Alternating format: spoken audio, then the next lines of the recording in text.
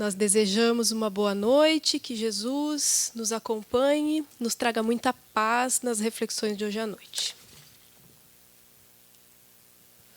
Sabeis por que, às vezes, uma vaga tristeza se apodera dos vossos corações e vos leva a considerar amarga a vida?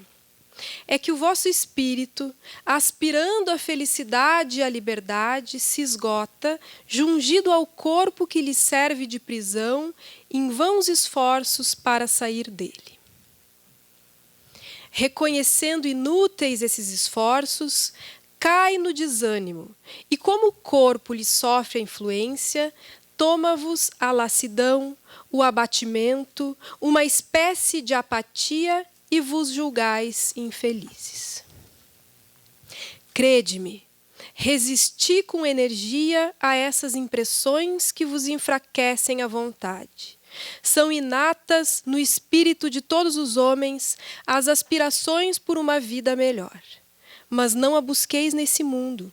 E agora, quando Deus vos envia os espíritos que lhe pertencem para vos instruírem acerca da felicidade que vos reserva, aguardai pacientemente o anjo da libertação para vos ajudar a romper os liames que vos mantém cativo o espírito. Lembrai-vos de que durante o vosso degredo na terra, tendes que desempenhar uma missão de que não suspeitais, quer dedicando-vos à vossa família, quer cumprindo as diversas obrigações que Deus vos confiou. Se no curso desse degredo provação, exonerando-vos dos vossos encargos, sobre vós desabarem os cuidados, as inquietações e tribulações, sede fortes e corajosos para os suportar. Afrontai-os resolutos. Duram pouco e vos conduzirão à companhia dos amigos por quem chorais, e que, jubilosos por ver-vos de novo entre eles, vos estenderão braços a fim de guiar-vos a uma região inacessível às aflições da terra. Mensagem do Evangelho segundo o Espiritismo, de Allan Kardec, para que iniciemos as nossas reflexões acerca da depressão. A depressão é a epidemia do nosso século. Por mais que a observemos desde a Grécia Antiga, hoje se manifesta em proporções alarmantes. Todo mundo conhece alguém que tem, que já teve, que algum dia vai passar por essa experiência. Os que sobram, ao conviverem no meio de tantos deprimidos, se deprimem também. Então, não sobra ninguém. Se isso serve de consolo, os depressivos não estão sozinhos, não têm o privilégio desta doença. Só que a grande maioria se esconde por ter medo de ser julgado. Na verdade, muitas vezes porque se julgam, por acharem que não têm o direito de adoecer, por acharem que a depressão é fraqueza e não é uma questão de força ou de fraqueza. E aí, o problema é que a grande maioria das pessoas ignora os sintomas e, pior ainda, se abstém de procurar ajuda terapêutica. É a herança do nosso passado espiritual. Nós somos atraídos a uma carga genética que vai manifestar a alteração dos neurotransmissores, como a gente vai ver agora. Os sintomas da depressão são rebaixamento do humor, significa tristeza, perda de interesse ou prazer, alterações do sono e do apetite, redução da energia e atividade, fadiga, agitação ou retardo psicomotor, dificuldade de concentração e de tomada de decisões, culpa, baixa autoestima, pensamentos negativos, desesperança, angústia, desespero e pensamentos de morte. Então, a pessoa passa pela experiência de muitas vezes passar noites sem conseguir pregar o olho, ou então dormindo excessivamente durante a noite, durante o dia, passando uma semana em cima da cama, num quarto fechado, escuro, sem levantar para tomar banho ou para escovar os dentes, por exemplo, são vários níveis, né? Tem depressões mais graves ou menos graves, tem casos em que a pessoa tem depressão, mas consegue continuar sua vida, seu trabalho. Então, a intensidade dos sintomas vai variar um pouquinho. Claro que esses sintomas, eles devem ter uma duração de pelo menos uns 2 meses, não ter relação com alguma condição médica geral. Por exemplo, daqui a um pouco a pessoa tem um tumor cerebral, sei lá eu, qualquer outra alteração fisiológica que esteja manifestando aqueles sintomas, mas não é depressão. Então, sempre ter que considerar a toda a parte fisiológica, se não tem algum outro problema, para descartar, para poder considerar que é depressão. E tem que se excluir também a possibilidade de a pessoa estar sob efeito de substâncias, drogas lícitas ou ilícitas, enfim. Espírita também tem pensamento de morte, também tem depressão e tem vontade de tirar a própria vida. A diferença é que, como sabe que não vai adiantar, que vai continuar vivo, em geral a pessoa segura, aguenta e não tenta o suicídio na grande maioria das vezes. Atendendo diversos suicidas que, graças a Deus, não conseguiram concluir o ato que tentaram no hospital psiquiátrico, eu pude conversar e observar que, pelo menos na minha experiência, todos, sem exceção, não queriam morrer. Eles queriam acabar com o sofrimento. E por acreditar que aquilo é impossível, por não ver perspectiva, viam então, ao tirar a própria vida, uma solução para acabar com tudo de uma vez. Algumas vezes também tentavam o suicídio para parar de incomodar os outros por culpa, por achar que o fato de ter depressão tornava a vida dos outros infeliz. Então, para não incomodar mais, queria sair de circulação. E alguns casos também como fuga, para não enfrentar situações com relação às quais a pessoa se sente muito culpada, não sabe como solucionar. E aí, então, vendo suicídio uma possibilidade de fugir e não encarar a responsabilidade. Mas nenhum deles queria, de fato, morrer. Se tivessem a garantia de que esse sofrimento tem fim, todos eles, com quem eu conversei, pelo menos, e que foi um número considerável, aguentariam mais um pouco. A ciência avança. A quantidade de depressivos no mundo faz com que os estudos relacionados a esse transtorno de humor estejam assim, a ciência está estudando muito, então nós estamos descobrindo, com o passar dos dias, muitas terapêuticas novas. Essa semana eu vi na internet algumas publicações referentes em Israel a uma medicação nova que está em fase de testes, ainda não foi para o mercado, mas que parece ter resultados bem interessantes com relação à depressão mais rápidos. Exames, foi criado um tipo de exame para diagnosticar mais cedo os quadros depressivos, tudo isso em fase de testes, estudos que estão sendo feitos, e tem um tratamento que até não é tão novo assim, que já está funcionando nos Estados Unidos, é desde 2008 que já funciona, que é estimulação magnética transcraniana. São estímulos magnéticos. Não é eletrochoque. Estímulos magnéticos, não produz convulsão, não precisa de anestesia, como no eletrochoque, tem pouquíssimos efeitos adversos e tem comprovação científica de que vem trazendo bastante resultado em casos de depressão que não responde à medicação. Por que ainda não está na moda no Brasil? Porque esse tratamento é caríssimo. A máquina custa muito cara, as sessões tem que fazer sessões todos os dias durante uns 2 anos e é muito cara as sessões, então por isso que ainda não se espalhou. Mas tem, aqui em Porto Alegre tem, eu vi que tem um médico que utiliza essa terapêutica. Então, e é usada também para alívio de alucinações auditivas na esquizofrenia, essa estimulação magnética transcraniana. Então, a busca continua. Tenhamos paciência. Tem algumas figurinhas que eu peguei da internet, achei muito interessante para trazer para a nossa reflexão. A paciência estou conseguindo enxergar. A paciência é o intervalo entre a semente e a flor. Tenhamos paciência. Nós somos muito imediatistas. Tudo na vida tem um tempo de ida e de volta. Até a prece, um tempo de ida e de retorno. Da gente emitir aquela vibração direcionada ao Pai e depois se colocar em posição receptiva para poder captar também a resposta. Temos que ter paciência. Joana de Ângeles, no livro Vitória sobre a Depressão, explica que as causas são fisiológica, psicológica e espiritual.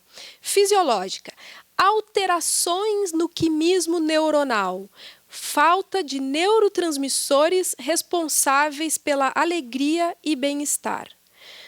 No nosso cérebro, nós temos as células chamadas neurônios. Esses neurônios interagem entre si com o auxílio de substâncias que se chamam neurotransmissores. Se nós temos, existem diversos neurotransmissores. Se nós temos mais de alguns, menos de outros, nós vamos manifestar desde mal de Parkinson, esquizofrenia, depressão, ansiedade, uma série de distúrbios dos mais diversos, dos mais variados. E no transtorno de humor não é diferente. A depressão também tem como causa química a alteração nos neurotransmissores. Psicológica, ansiedade, medo, solidão, perdas, culpas. Espiritual, a alma culpada associada à obsessão. E nós temos as manifestações unipolar, bipolar, sazonal, pré e pós-parto. Unipolar é a depressão conforme os sintomas que nós vimos agora. Humor rebaixado, todas aquelas alterações para baixo. A bipolar, existe uma variação no humor entre a depressão para baixo e a mania, que é um estado de euforia. A pessoa, muitas vezes, se sente com um bem-estar intenso, mas não é simplesmente uma alegria, é uma alegria ansiosa, é uma alegria eufórica, que faz com que a pessoa, muitas vezes, se coloque, inclusive, em risco. E acabe tendo atitudes de muita impulsividade, às vezes gasta todo o dinheiro que tem no banco e mais um pouco, cria dívidas coisas impulsivas assim que comprometem uma série de questões depois. Sazonal, uma depressão que vem, daí passa, daí algum tempo vem de novo, daí passa, vem em épocas, vai se repetindo com intervalos onde a pessoa fica bem. Pré e pós-parto, pelas alterações hormonais intensas que a gravidez, o parto proporcionam. Eu já escutei muitas vezes algumas pessoas dizerem: teve depressão pós-parto é porque o espírito do filho não se dava bem com a mãe. Bobagem. Pode acontecer, pode não acontecer. A alteração hormonal é intensa e, às vezes, pode desembocar, sim, num transtorno depressivo, que, tratado, fica bem.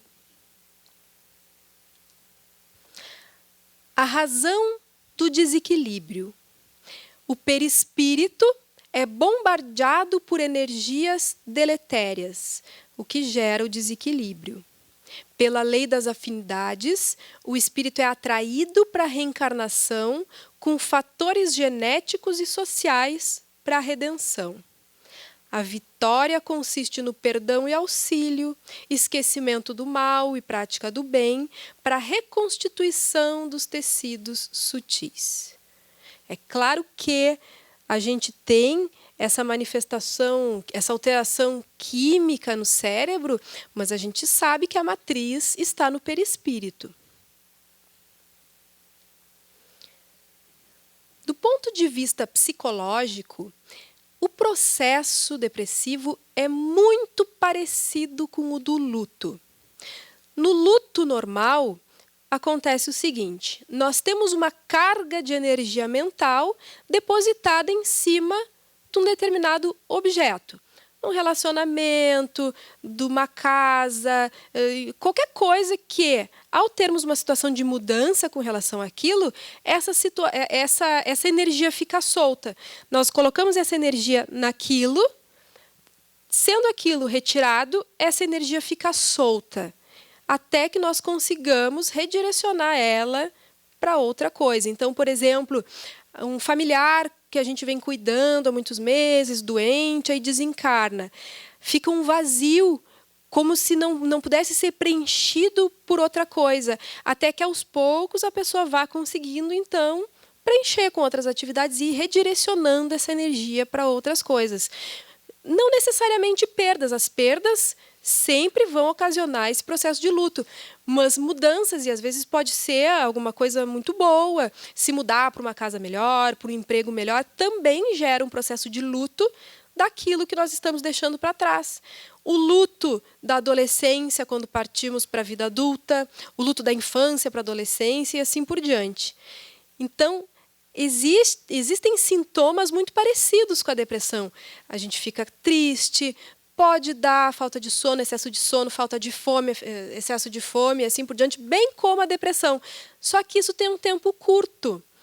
Se chega a 2 meses ou mais, começa a passar os meses e aquilo não cessa, nosso psiquismo não está conseguindo se reorganizar sozinho, aí a gente observa que tem um quadro depressivo se instalando que necessita de terapêutica. Como causa também, nós temos a possibilidade de uma infância cheia de exigência, muita desqualificação, muita frustração, e aí a energia mental dessa criança fica tão retraída que danifica a estrutura egóica. É como se essa energia retraída fosse danificando a estrutura psíquica interna. E aí aquela alminha não se sente possibilitada de botar a cabeça para fora no mundo, a pessoa não reconhece o seu valor, se sente sempre devedor da vida, e aí também é uma forma de se formar um quadro depressivo. Tudo isso, claro, vai ocasionando alterações do ponto de vista fisiológico. Também pode se originar da raiva contra si, do orgulho.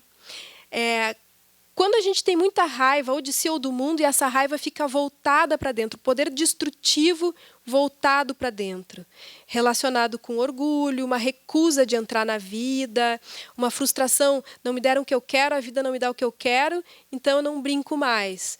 Uma espécie de birra, esse funcionamento mental também está relacionado, pode ser uma causa da depressão.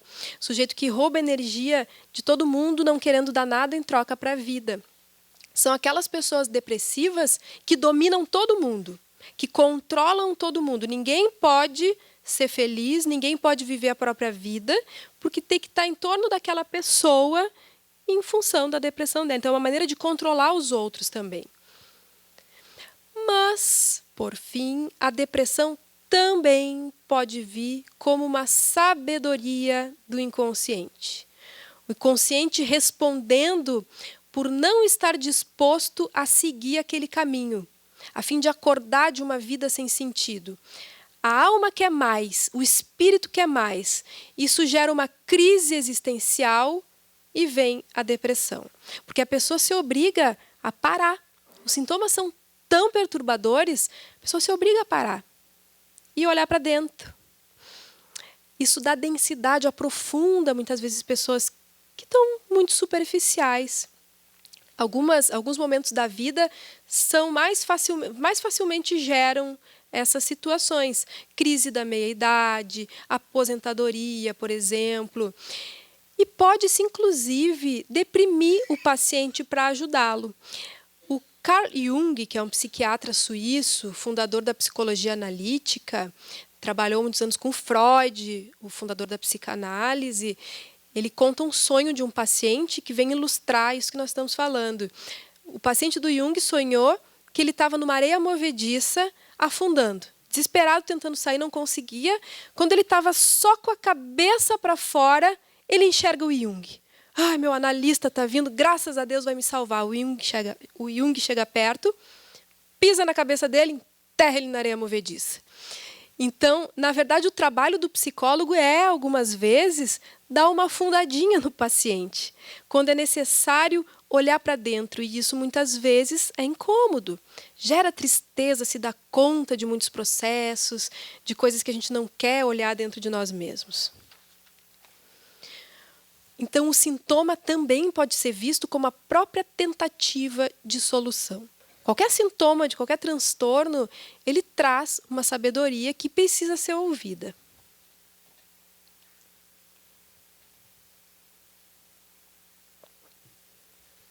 Com relação ao tratamento, nós temos a psiquiatria e a farmacoterapia, que é o uso de medicamentos, que repõem substâncias que faltam no organismo, reequilibram a química cerebral. Eu acompanhei muito em hospital psiquiátrico a reinternação de pessoas e isso me chamou muito a atenção. Quanta gente reinternava no hospital psiquiátrico por parar de usar a medicação? O sujeito internava para tratar, e isso, na verdade, com relação a diversos transtornos, mas com relação à depressão, então, muito, porque a pessoa começava a tratar, ficava bem. Geralmente o hospital psiquiátrico se interna em casos assim quando a depressão está muito incômoda, tem algum risco para fazer alguma troca de medicação que causa muito desconforto e a pessoa fica internada, tem o auxílio da enfermagem durante 24 horas, está tendo aquele suporte, mas essas internações elas duram uns 20 dias mais ou menos, não passa de um mês. Então o tratamento começa e é continuado em casa. E muitas pessoas, ao ficarem bem, aí 2 meses, os sintomas regridem, a pessoa começa a se sentir bem, para de tomar os remédios. Volta a ter crise, volta para o hospital. Então, isso é muito complicado, porque as medicações elas são usadas assim. Para começar, tem que se encontrar a medicação que mais dá certo com cada paciente. Não é todo mundo com quadro depressivo X se dá bem com medicação X. Não, então é diferente o tipo de medicação, a dosagem de uma pessoa para outra. Então o médico tem que ir um pouco na tentativa de erro e acerto até encontrar. A partir do momento que encontrou, se inicia com dosagens baixinhas para o organismo ir acostumando, vai aumentando as dosagens até estar na dosagem adequada. E aí, a partir daí, depois de 2 meses, é que os sintomas da depressão começam a ir embora.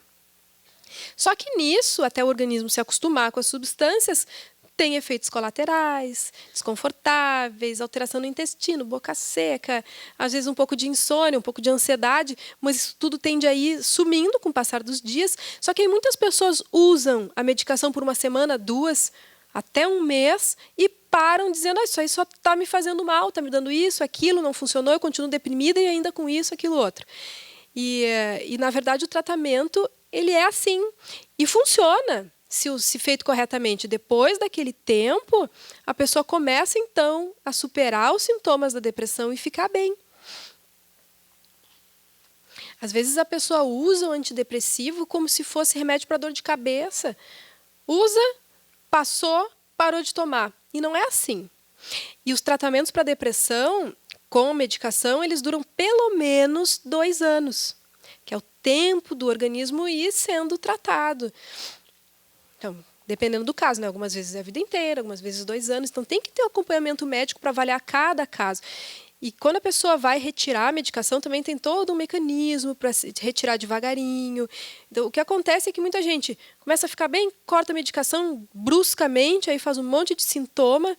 E os casos mais refratários que eu tenho acompanhado, no caso da depressão, são de pessoas que param o remédio muitas vezes. Começa a chegar um momento que não responde mais tão bem às medicações. Então, isso é muito importante. Fazer o tratamento direitinho com acompanhamento médico e sem esquecer que é o psiquiatra quem acompanha esse tipo de caso. Às vezes a pessoa tem uma certa vergonha, um certo constrangimento de ir ao psiquiatra e aí pede prescrição para ginecologista, clínico geral, assim por diante. Só que o psiquiatra é o especialista nisso, né? Por exemplo, prescrever antidepressivo para uma pessoa que tem transtorno bipolar pode gerar crise maníaca. Então, tem que conhecer a fundo, né? A gente tem que acabar desmistificar essa coisa dos transtornos mentais. A nossa cultura parece que tem um horror ao profissional da saúde mental. Eu escuto uma vez uma paciente estava no consultório, em sessão comigo, aí tocou o telefone, ela, eu estou aqui numa consulta médica, só um pouquinho já te ligo. Tu tá numa consulta médica. Não podia dizer que estava com a psicóloga. Imagina, vou me tirar para louca. Como a gente escuta isso? Não, eu não vou em psicólogo porque eu não sou louco. Como se psicólogo só tratasse louco. Graças a Deus isso está mudando. Mas olha, está mudando devagarinho. Vocês devem ter ouvido, acho que eu já falei até aqui, o que o Divaldo conta, que muitas vezes ele, no centro espírita, quando vê que a pessoa tem alguma coisa que pode ser um transtorno de humor, ele sugere que a pessoa procure um psicólogo para avaliar. E as pessoas, muitas pessoas, não, mas eu não sou maluco. E aí ele diz assim, não é maluco, mas vai ficar se não tratar. Então, trata antes que fique. E é bem isso, né? Então, a falta de conhecimento, o preconceito, a maioria das pessoas... eu estou usando antidepressivo, mas eu quero ver se eu paro. Para por quê? Se pode parar, se o médico orienta, que é um tratamento de tempo X, mas muitas vezes é usado a vida inteira. Por quê? Porque o organismo não consegue produzir aquela substância. Então, o remédio vai organizando essa química cerebral. Não, mas eu quero parar. Por que parar? Porque é feio? Pois é, mas se eu tenho hipertensão e tomo um antihipertensivo, é feio. Se eu trato uma gastrite, sei lá qualquer coisa. Então, na saúde mental é diferente. É um horror, é um preconceito, uma coisa. Qual é o problema? Usar o antipsicótico, o antidepressivo. Então, aos poucos se vem trabalhando para que esses transtornos sejam entendidos como qualquer outro transtorno do corpo, da mente, e que os hospitais gerais possam ter todos eles preparados, possam estar preparados para receber esses pacientes, que não precise ser só em hospitais isolados, porque antigamente os hospitais psiquiátricos eram sempre isolados da cidade, era depósito de maluco. Graças a Deus, isso hoje vem mudando e muito. Então, a gente tem que poder se conscientizar e levar isso adiante para acabar com esse tipo de preconceito e facilitar a vida de todos nós. Que a gente possa ser mais feliz, que a gente se permita ser mais feliz, tratando esses desconfortos. E muitas vezes a gente escuta cada coisa lá no centro espírita, onde eu trabalho. Uma vez apareceu uma moça grávida, bastante preocupada, porque ela estava usando fluoxetina e não sabia se devia continuar, se não, será que faz bem para o nenê? E daí alguém comentou, pessoa trabalhadora da casa, desinformada, comentou, não, realmente, eu acho que não é bom. Pelo amor de Deus, a fluoxetina é super segura na gravidez. Ela com sintomas depressivos. É muito pior ter os sintomas depressivos com o nenezinho na barriga. Tratar, ficar bem, ter uma gravidez tranquila. Aí ela foi orientada, no final, graças a Deus, que procurasse o seu psiquiatra e trabalhasse junto com o obstetra, com o psiquiatra, para poder tomar a melhor decisão. Nós temos que ter cuidado com isso. Claro, tem alguns remédios que não pode, que geram uma formação fetal e assim por diante. Mas aí os médicos é que têm condições de avaliar isso, né? Outra coisa que é importante, para nós espíritas principalmente, o exercício da mediunidade na depressão e com o uso dos antidepressivos. Não tem problema. A orientação que a nossa Associação Médico-Espírita dá é: se a pessoa estiver em crise, procurar se afastar do trabalho mediúnico, se tratar, ficar bem. Agora, estando equilibrado, se sentindo bem, cada caso tem que ser avaliado individualmente. Se a pessoa se sente bem, consegue desenvolver aquele trabalho na casa espírita, não tem contraindicação. No período de crise, sim, porque a pessoa está muito perturbada, muito angustiada, daqui um pouco vai estar fazendo uma psicofonia de uma maneira muito atrapalhada, misturando com seus próprios sintomas, fica difícil mesmo de fazer um bom trabalho. Então, se afastar nesse período, tratar o tempo que for necessário e se avaliar a possibilidade, mas via de regra não há contraindicação. Esse é o posicionamento que nós temos. E nós temos visto estudos com neuroimagem que mostram alteração no nível cerebral depois de sessões de psicoterapia e de meditação. Aquilo que a gente já sabe há muito tempo, a influência da mente sobre o corpo, hoje a ciência comprova com o mapeamento de neuroimagem, as imagens do cérebro antes e depois de períodos de tratamento com determinados tipos de psicoterapia e de meditação. Tem uma técnica nova que está tendo uma grande repercussão no meio científico, na psiquiatria de hoje, que é mindfulness. Significa um estado de plenitude mental. São técnicas de meditação combinadas às atividades do dia a dia. Nós, especialmente aqui no Ocidente, temos muita dificuldade de inserir na nossa cultura aquilo que, em boa parte do Oriente, faz parte de meditar, de sentar, contemplar uma paisagem. A gente vive numa rotina maluca, com muita ansiedade, com muitos afazeres. Então, foi se criando essa técnica que se associa a meditação à atividade do dia a dia. Então, tem a meditação informal e formal. A informal consiste assim, caminhar prestando atenção na respiração. Fazer alguma atividade com atenção plena naquilo. Por exemplo, lavando uma louça. Em vez de lavar a louça pensando nisso, no que eu vou fazer depois e assim por diante, porque a nossa mente está sempre produzindo. Os orientais dizem que a nossa mente é como um macaco louco que fica pulando de galho em galho. E, de fato, são pensamentos que vêm nos seduzindo para que nós nos fixemos neles. Então, vem um pensamento, a gente para pensar, daqui a um pouco vem outro e vem um monte de pensamento. Quando a gente tenta meditar, parar, prestar atenção na respiração, a gente começa a ver o quanto nós somos bombardeados por pensamentos. E a orientação para meditar é simplesmente relaxar e deixar esses pensamentos virem sem se fixar neles. Vem o pensamento, então tá, depois eu vou ver isso aí. Aí vem outro, depois eu vejo, já volta para a respiração. Aí vem outro pensamento, tudo bem, depois... Sem se irritar, sem brigar com esse pensamento, sendo gentil com esse pensamento e, ao mesmo tempo, voltando para o foco de atenção plena. Isso é meditar. Então, se associa, está ali lavando uma louça, fazendo uma refeição. Se usa muito os 5 sentidos como uma maneira de ancoragem, que dentro dessa técnica se usa esse termo, ancorar, de poder aterrar, né? Então, estou lavando uma louça, presto atenção na temperatura da água. Nesse frio, então, não tem como não prestar atenção nisso. O cheiro do sabão, sei lá, em refeição também é muito legal de se fazer, se usa muito, fazer alguma refeição do dia com atenção plena.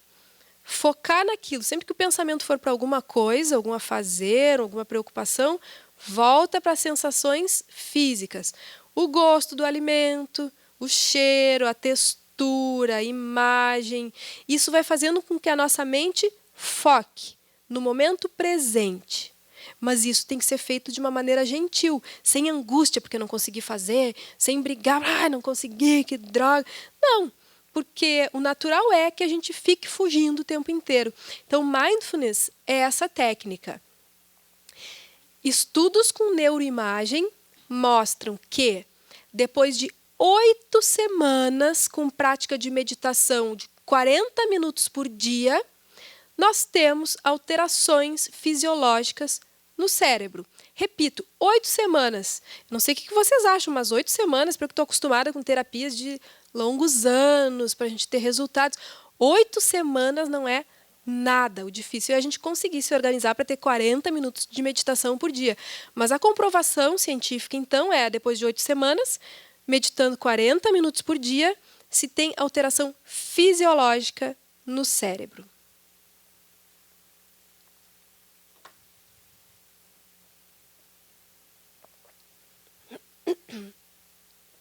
Os espíritos superiores, através da mediunidade do Divaldo Franco, ensinaram algumas técnicas de visualizações terapêuticas com vista ao reequilíbrio físico, mental e espiritual.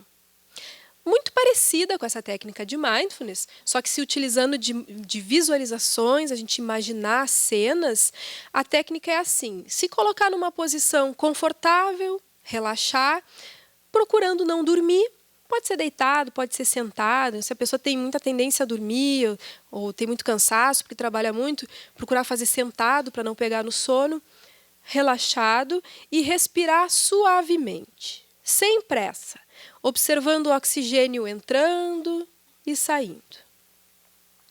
Sem forçar nada, só observando. Da mesma maneira, sem brigar com os pensamentos, só deixando eles passarem sem fixar neles. E aí, se procura visualizar uma paisagem e observar as cenas da paisagem. O Divaldo tem alguns CDs que tem disponível, não sei se tem aqui na livraria do Chico, eu comprei o meu na Fergs, mas é fácil de achar até para baixar na internet. Então tem com a voz dele, ele vai conduzindo essa visualização, nos levando a imaginar cenas de paisagens bonitas. E aí depois, em geral, imaginando uma luz divina entrando em nós e sendo conduzida para o nosso organismo, para a parte que está precisando, alguma situação de doença e tal. Então, a gente sabe que as visualizações, elas produzem reações psicológicas e fisiológicas. Quando a gente observa alguma coisa, nós temos uma reação, inclusive química. Quando a gente lembra daquilo, a gente produz a mesma reação. É interessante que com pacientes que vivenciam estresse pós-traumático, quando eles lembram da situação traumática, tem a mesma reação, liberação de adrenalina, ansiedade, taquicardia, como se estivessem diante da cena. Não estão mais, a cena já aconteceu, já passou, ficou tudo bem, mas ao lembrar, se aciona aquela reação. Então a ideia é que a gente possa provocar isso com vistas ao bem-estar. E a gente sabe que, ao evocar paisagens tranquilas, nós relaxamos e também vamos mandando a mensagem para o nosso organismo de que está tudo bem, as nossas células começam a trabalhar também de uma maneira mais harmoniosa. É importante dizer que, quando a pessoa está em crise, quadro agudo de depressão, a gente não orienta a fazer meditação, porque a gente vai usar a atenção plena no momento da crise depressiva, eu só vou conseguir focar na minha angústia. Então, nesse momento de crise, tratar. Psicoterapia, medicação, desobsessão no centro espírita, tudo que for necessário para se alcançar o equilíbrio. E aí depois, quando o quadro está estável, aí sim, para que a gente consiga, então, firmar, responder melhor ao tratamento. E justamente em caso de depressão e ansiedade também, é onde a gente tem mais resultados. Com relação ao apoio espiritual, o espírito Manuel Filomeno de Miranda, no livro Tormentos da Obsessão, ele vai dizer o seguinte: ele propõe a praxiterapia ou laborterapia, conforme as condições de cada um, né? O exercício do trabalho, se ocupar com o trabalho, a terapia bioenergética, passes, água fluidificada, oração, vibrações favoráveis à restauração, a alteração da conduta mental e comportamental. Porque essas visualizações, elas servem também para que a gente possa, através delas, ir se melhorando, ir se modificando. Claro que não adianta a gente meditar e fazer visualização e continuar com os mesmos erros, com as mesmas tendências negativas. Então, é importante também poder ter o esforço de se modificar, de superar as dificuldades, de identificar as nossas tendências inferiores. Então, alteração da conduta mental e comportamental, desobsessão, porque sempre vai estar associado. Ou a obsessão que desencadeia por já ter uma matriz psicológica favorável a isso, então quadros obsessivos de longa data vindo a desencadear a depressão, ou então o contrário, a depressão instalada, quadros de angústia, acaba atrair por afinidade espíritos que também têm esse mesmo sentimento, e aí se cria esses quadros associados de transtorno e obsessão. Então é importante tratar tudo isso junto, né? Valores morais, Deus, amor-terapia, evangelho-terapia, fazer o bem ao próximo e oferecer ao paciente compreensão, bondade e estímulo constante. Acrescentamos aqui a importância da água fluidificada, porque muitas vezes o paciente em crise depressiva acaba tendo uma coisa refratária a energia do passe. Às vezes a pessoa está tão fechada numa concha que não consegue absorver a emanação, aquela carga magnética positiva que os irmãos transmitem. Então, a água fluidificada facilita esse processo. Ao ingerir, a pessoa tem mais facilidade de absorver. Muito recomendado também. Esse quadrinho aqui eu já trouxe em outro momento. Eu achei na internet também, eu carrego ele para tudo que é lado, porque eu acho que mostra muito bem. Eu acho que não dá para enxergar bem aí do fundo, eu vou ler o que está escrito.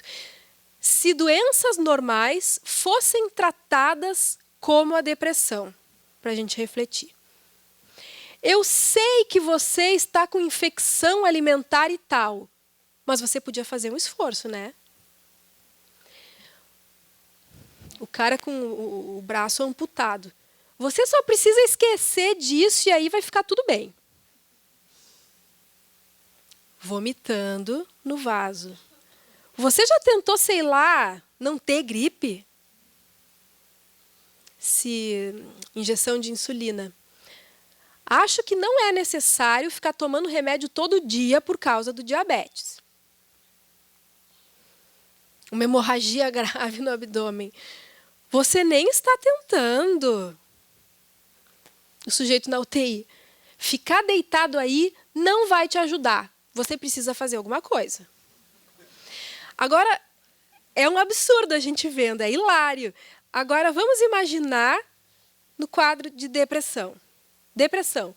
Eu sei que você está com depressão e tal, mas tu podia fazer um esforço, né? Você só precisa esquecer dessa depressão e aí vai ficar tudo bem. Você tentou já, sei lá, não ter depressão? Eu acho que não é necessário ficar tomando remédio todo dia por causa da depressão. Você nem está tentando. Ficar deitado aí não vai te ajudar. Você precisa fazer algo. Vocês já ouviram isso? Eu escuto todos os dias. Acrescentaria mais alguns. Está deitado aí porque não quer trabalhar. Não gosta de trabalhar, é folgado, é bom ficar deitado em casa sem fazer nada, e assim por diante. A gente escuta todos os dias. Por quê? Que com a depressão é diferente. Por que a gente não pode adoecer? Por que é uma questão de fraqueza? Quantas pessoas acham que se entregar para a depressão, eu não posso me entregar para a depressão, como se buscar tratamento fosse se entregar para. Não é uma questão de se entregar. Não tem se entregar ou resistir. Eu posso ter toda a força mental do mundo. Isso também exige um tempo de reorganização da química cerebral. A gente consegue essas alterações cerebrais, mas é com trabalho contínuo. Não é assim, eu não vou tratar, eu vou ficar bem, eu vou conseguir, eu sou forte, eu não posso adoecer. Ao falarmos de depressão, não podemos deixar de fora os sentimentos de culpa. Tem uma diferença entre a culpa tormentosa que gera conflitos internos e aquela culpa do bem, que eu chamo, que favorece a reflexão e a reparação.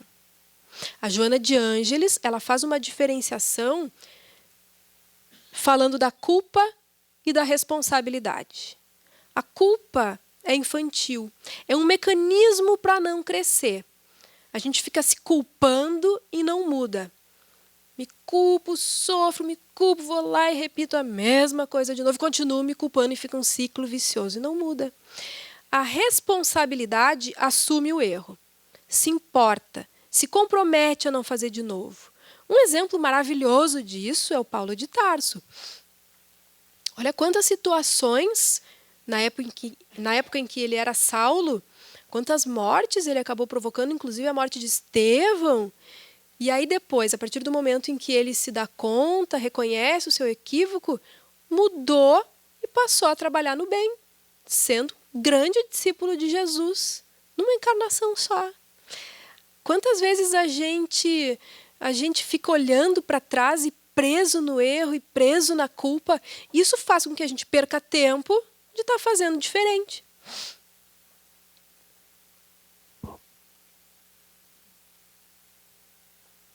tampouco eu te acusarei. Vá e não peques mais. É o que diz o próprio Jesus. Ame-se, perdoe-se, mas não repita o erro. É o que nos dizem os espíritos superiores.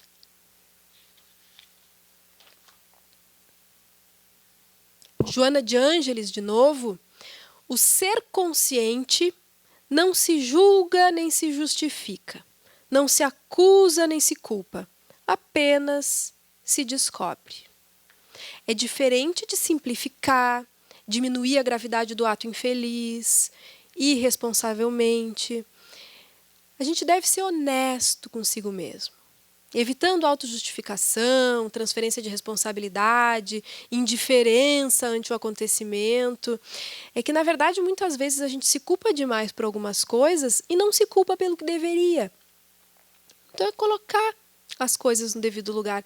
Tem um paciente de um colega, um caso interessante, era uma paciente envolvida com tráfico de drogas.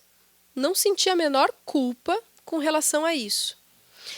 Só que, com relação a outras coisas, ela se sentia excessivamente culpada. Em algumas situações de entrevista para emprego, por exemplo, a pessoa perguntava, por exemplo, tu sabe lavar chão? Sei lavar chão, e sabia lavar chão. Mas ela se sentia como se estivesse mentindo. Uma culpa, uma coisa como se estivesse mentindo, não entendia por quê. Ok, ali ela estava falando a verdade, mas na frente do juiz, muitas e muitas vezes mentia com relação aos negócios familiares envolvidos com tráfico. Então, o nosso inconsciente, ele tem uma instância moral que nos cobra.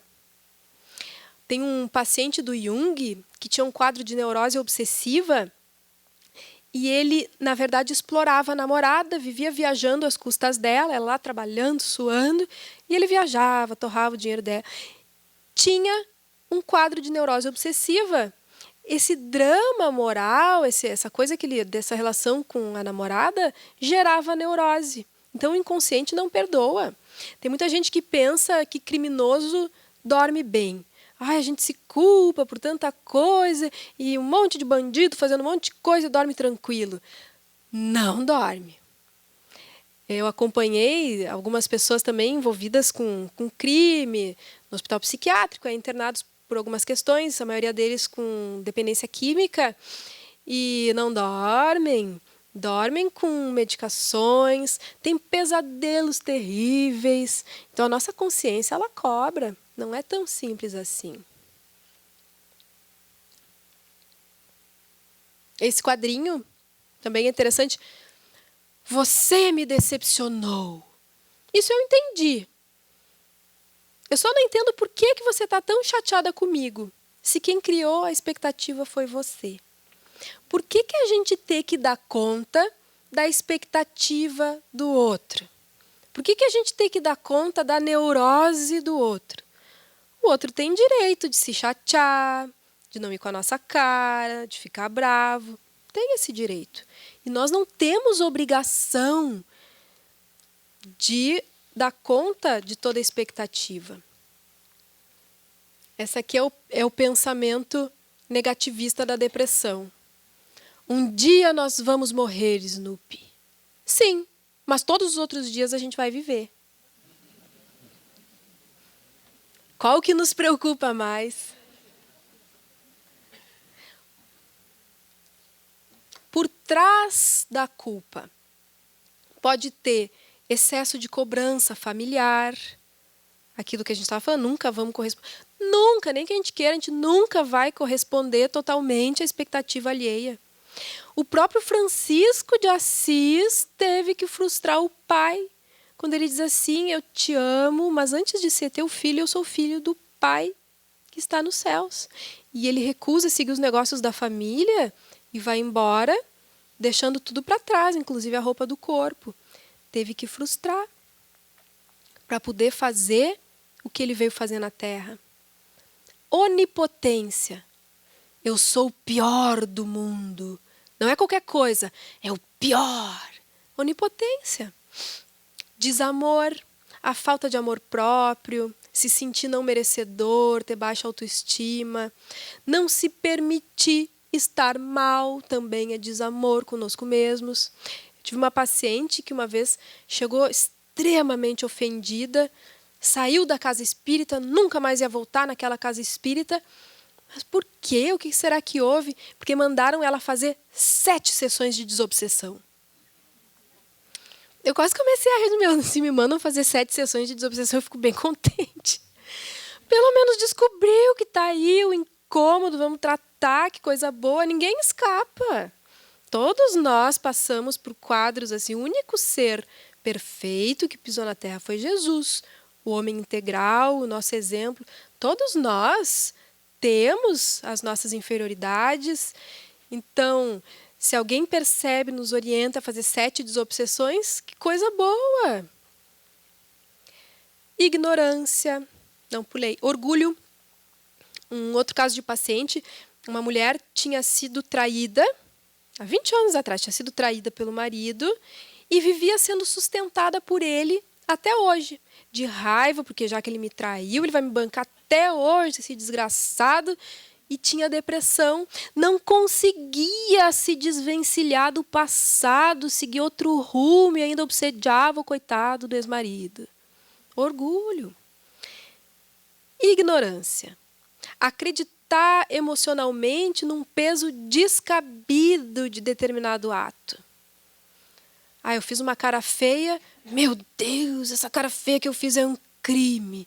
Quantas vezes a gente se culpa demasiadamente? E aí, repito, não dar valor para aquela situação, realmente é poder reparar, mas não se prender àquilo. E o excesso de consciência. Antes de reencarnar, a pessoa toma consciência do que precisa fazer, e aí tem tanto medo de errar nessa vez, que carrega esse peso, essa culpa, e aí a pessoa se vê presa com medo até de agir. Só que é melhor errar tentando crescer do que enterrar os talentos na terra. Já disse Jesus. Então, esse excesso de consciência, às vezes, também nos atrapalha. A culpa demais, então, gera baixa autoestima. E a culpa de menos é a falta de capacidade de ter empatia, de se colocar no lugar do outro.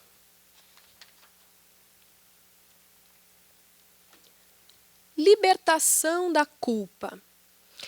A culpa identificada é necessário o auto-perdão, sem punição e também sem autojustificação doentia. E a reabilitação, que é enfrentar as consequências. Porque o auto-perdão não anula a responsabilidade. Perdoar não é anuir com erro. Então é necessário para a libertação da culpa a humildade e amor.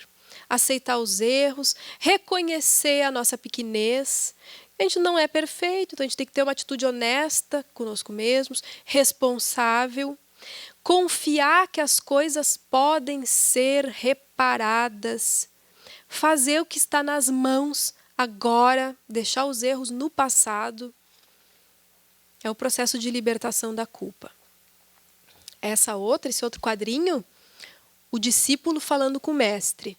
Mestre, como eu faço para me tornar sábio? Boas escolhas. Mas como é que eu faço boas escolhas? Experiência. Como é que eu adquiro experiência? Más escolhas. Não tem outro caminho. Joana de Ângeles. Recordar e lamentar não apaga o erro. Se funcionasse, não funciona. Não adianta.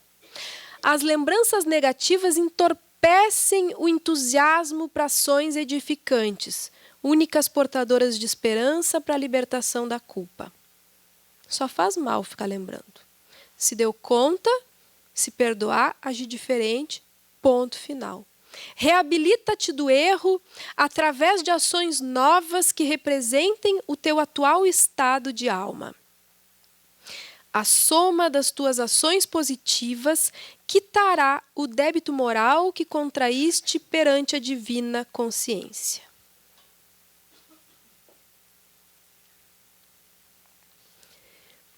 Nessa mesma linha, então, de trabalhar com a culpa, de superar essas fixações no passado, substituir os pensamentos negativos por positivos, por frases positivas, sempre lembrando que o nosso inconsciente ele não conhece o não.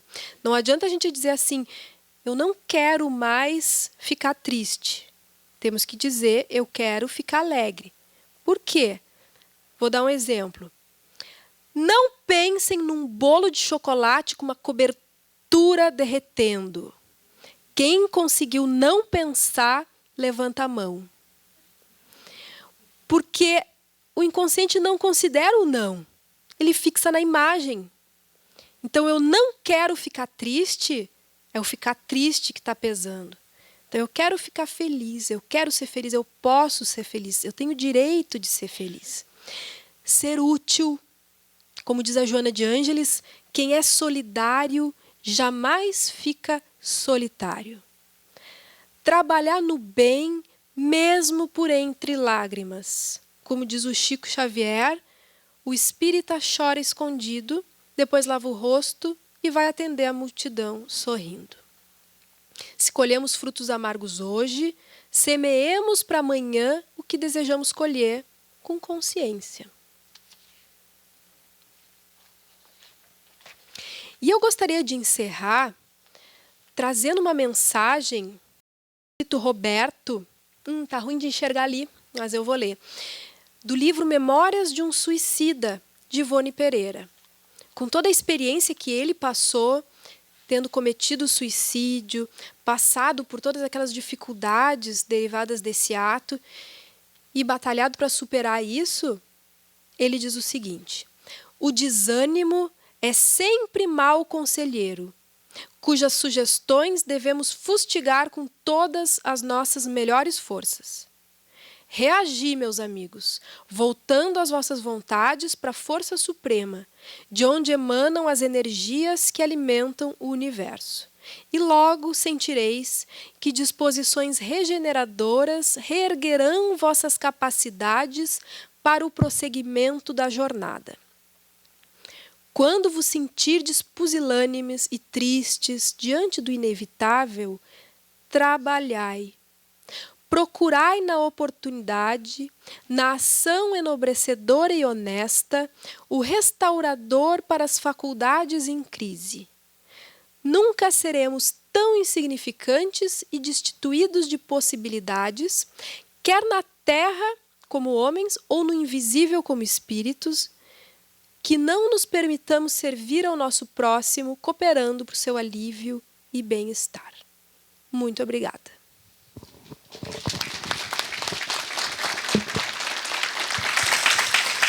Algumas perguntas, aproveitaríamos para questionar sobre a depressão na criança. Isso ocorre, são os mesmos os sintomas e o tratamento? Não, na criança é diferente e no adolescente também. Muitas vezes a depressão na criança e no adolescente se manifesta como agitação e agressividade. Às vezes a criança está super agitada, agressiva, agredindo, e é um quadro depressivo, precisa ser avaliado. É diferente mesmo, bem lembrado. E no adolescente é difícil também identificar, porque é um período da vida em que muitos sintomas são considerados normais na adolescência, por ser um período de transformação, de crise. Então, é normal ter muita ansiedade, ter uma certa agressividade, aquela explosão de hormônios e assim por diante. Mas, quando é em excesso, a gente sugere sempre que se faça uma avaliação. Quando é uma agressividade em excesso, tristeza em excesso e assim por diante.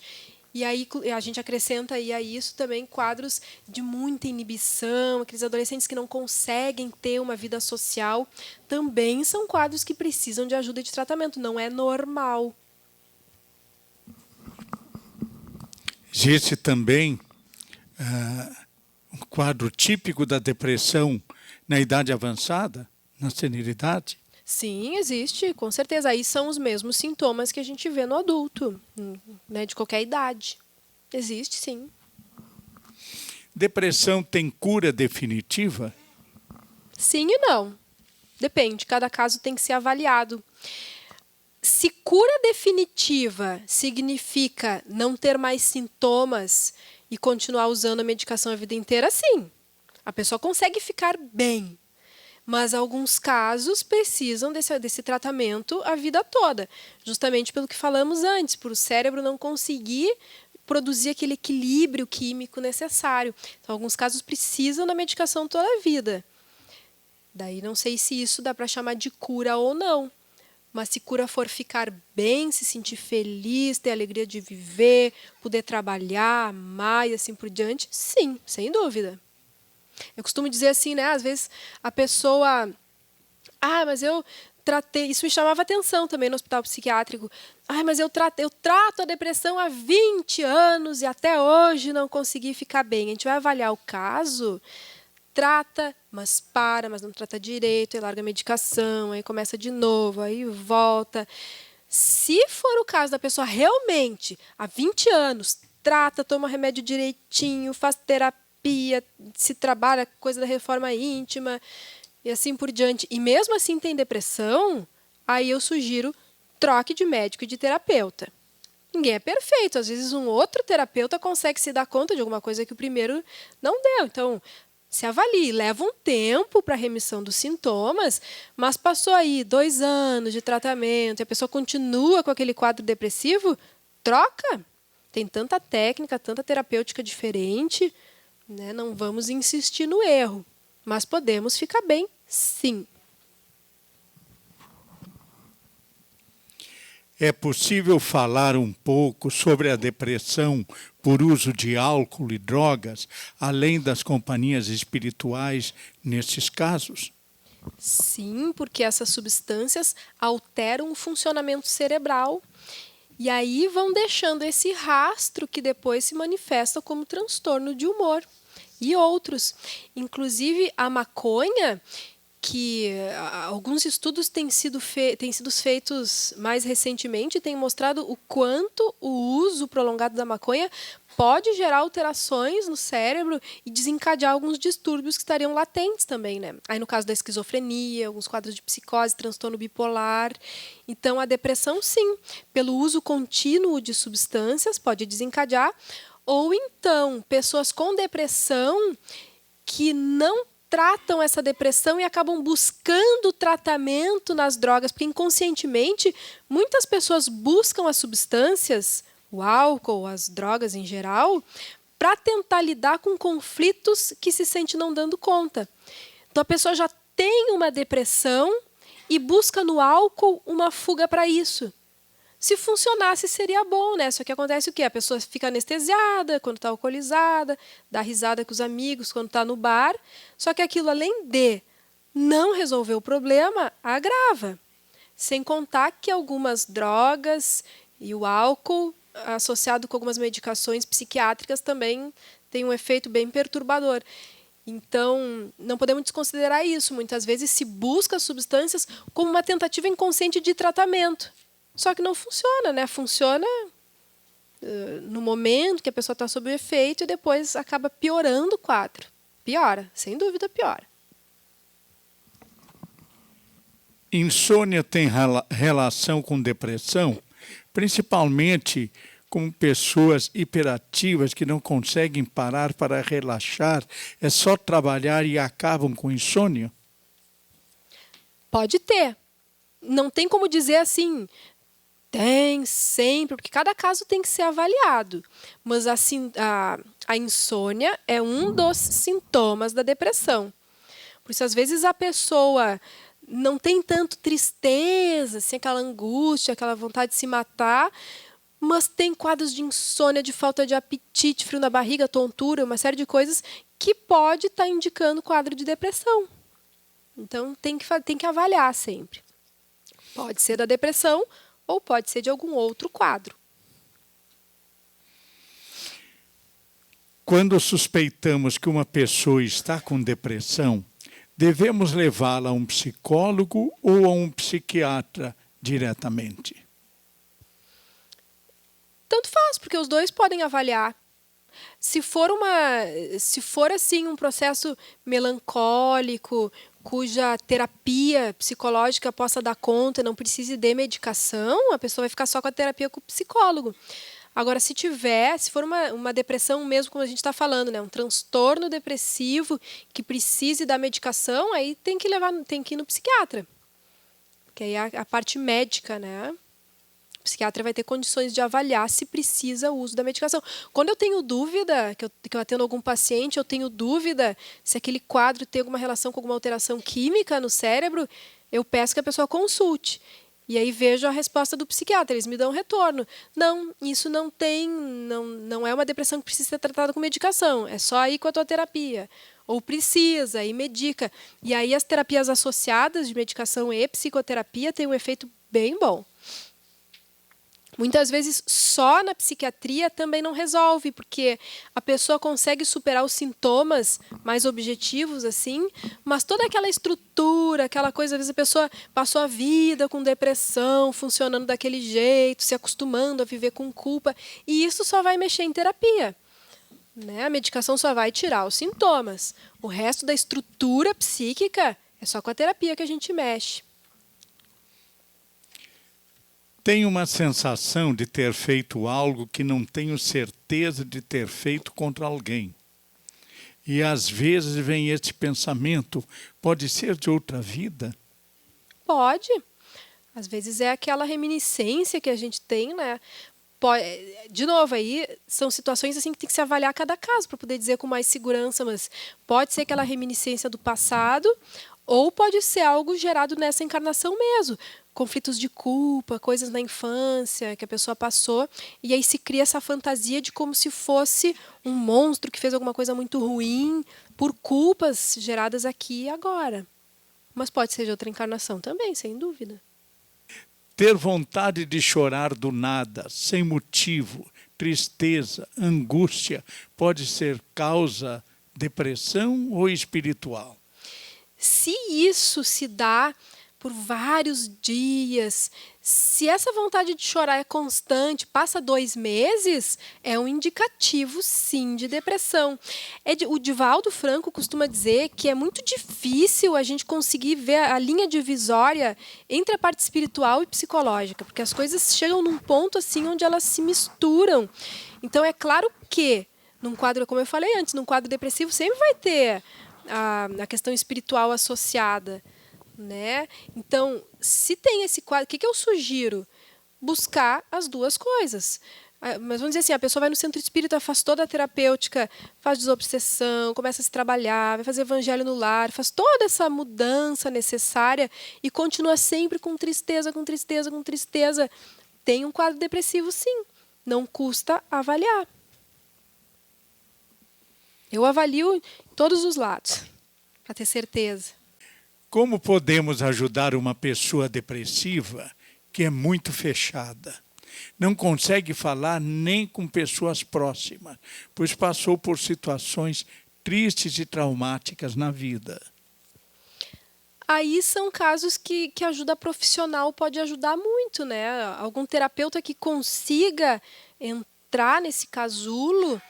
O que o Divaldo fala, que eu acho muito interessante, ele diz assim, se tem um familiar que não quer se tratar, tem depressão, está lá trancado no quarto escuro, abre a janela, quebra a janela, arranca a janela para que entre luz do sol. Então, às vezes a gente tem que dar uma forçada na barra e levar a criatura para tratamento, porque muitas vezes a pessoa realmente não quer, não tem esperança de melhora, acredita que nunca mais vai poder ser feliz nessa vida.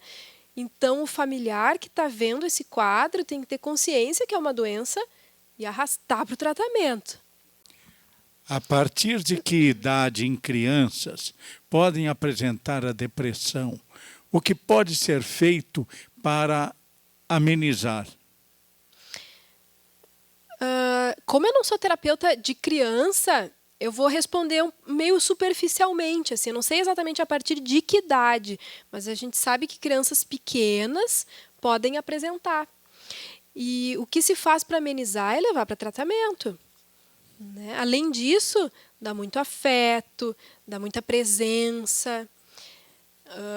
Tanto para adultos como para crianças, a gente só procura assim, não fazer pouco caso, né? Aquilo que a gente viu naqueles quadrinhos, não dizer que não é nada, Não dizer, mas não é nada, faz força, levanta daí, porque a pessoa não consegue. Então, se colocar do lado, né, dar muito afeto e conduzir para o tratamento. Se nas circunstâncias da desencarnação o indivíduo estiver deprimido, no outro plano ele assim permanecerá até que seja tratado. Sim. Não quer dizer que ele vai desencarnar e ficar no umbral porque estava deprimido, porque tem toda uma questão de merecimento. A gente sabe que os espíritos amigos vêm buscar, vêm auxiliar. Mas sim, muitas vezes o tratamento da depressão feito aqui nos ajuda depois, né? Uma vez me perguntaram assim, tá, e como é que é lá? Se usa medicação lá? Sabe que muitas vezes com o uso da medicação aqui, o tratamento aqui, a gente vai aprendendo a ter a alegria de viver, criando hábitos mentais positivos que a gente carrega para o outro lado, né? E, obviamente, lá eles têm outros recursos muito melhores que os nossos aqui. Então, se a gente desencarna do mesmo jeito que a gente está aqui. Desencarnou deprimido, continua deprimido, lá vai seguir tendo o auxílio necessário e provavelmente com muito mais recursos que nós aqui, né? Mas a gente não precisa esperar morrer para começar a ficar bem. A gente pode fazer isso antes e chegar lá numa condição um pouquinho melhor. Existe algum exame que comprove que existe alguma alteração cerebral que justifique o uso de depressivo? Ou só devemos confiar, apoiar na opinião do psicólogo, psiquiatra? Não existe exame. Então, como é que a gente chega a essas evidências, né? Tentativa de erro e acerto. Com o uso dessas medicações que se sabe que atuam nos neurotransmissores, então vão aumentar a liberação daquela substância e assim por diante, que se sabe que esses são os efeitos da medicação, mas não tem exames que possam nos dizer qual é o nível de serotonina no cérebro daquela pessoa. Não. Temos que confiar nas experiências científicas, porque é os recursos que nós temos no momento. Sim. As perguntas relacionadas a suicídio. A pessoa que vai cometer suicídio indica que vai cometer o ato ou pode ser de uma hora para outra? Geralmente tem evidências, é que às vezes a gente não sabe observar essas evidências. Então as pessoas indicam, mas nem sempre a gente sabe ler os sinais. Por exemplo, em hospital psiquiátrico, quando o paciente está muito mal, com risco de suicídio, e de repente, de uma hora para outra, fica bem, a gente fica em alerta. Porque muitas vezes é porque a pessoa decidiu se matar, aí relaxa, assim, sabe? Aquela angústia vai embora. Então tá, amanhã está resolvido, porque amanhã eu vou fazer isso, e a pessoa fica alegre. Então, quando isso acontece, do nada, a gente abre o olho. Fora isso, nós nunca devemos negligenciar quando a pessoa diz que está com vontade de morrer, que vai se matar. Pode até ser para chamar atenção, mas não interessa, a gente leva a sério. Muita gente pensa, está falando isso para chamar atenção, para chamar atenção. Mas a gente não arrisca, porque pode ser verdade. Caminhamos então à última questão, né, para essa resposta, que também envolve as esperanças, não é? De todos em superar a dificuldade. Mesmo há tanto tempo depressivo, posso melhorar? Não vejo perspectiva. Pode. Tem que considerar que quando a pessoa está no quadro depressivo, não interessa se faz 30 anos, ou 5, ou 2 meses, a percepção está errada. Sempre vai estar com o pensamento negativista, porque faz parte do quadro. A pessoa não consegue ver diferente. Então, considere o seguinte, a lente está suja. A lente não está vendo direito. Eu não vejo perspectiva. Pois é, mas tu não está vendo direito. Não dá para avaliar quando se está na crise ou quando se está depressivo, mesmo que seja um quadro depressivo crônico. Não estou em crise aguda, mas aquela depressão crônica. Pode. Continue buscando. Existem muitas técnicas, existem muitos terapeutas e existem muitos estudos sendo feitos, trazendo novas possibilidades. Sim, já vi muito caso de gente com depressão que não melhora e começando a ficar bem. Então, procure identificar aquilo que não foi usado ainda. Já tentou outros terapeutas, já tentou todas as medicações disponíveis, já tentou tipos de terapia e assim por diante.